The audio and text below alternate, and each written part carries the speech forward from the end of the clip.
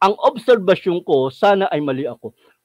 Bro, pag Valentine Day, maraming partner na nasa motel-hotel at ang masama dito ay hindi mag-aasawa ang karamihan sa kanila. Yun nga, kapatid na Esping, yun nga yung tinututulan natin. Magmula sa maling aral ng Katoliko ay naging kultura ng mga Pilipino. At ang nakakalungkot pa, yung kasama ng magpartner ay hindi pa nila asawa. Kaya hindi tunay na pag-ibig yan. Yan po ay kahalayan sa harapan ng Diyos. Tinawag lang yan na pag-ibig ng tao. Pero sa harap ng Diyos ay kahalayan yan. Salamat kapatid na Esping sa iyong karagdagan.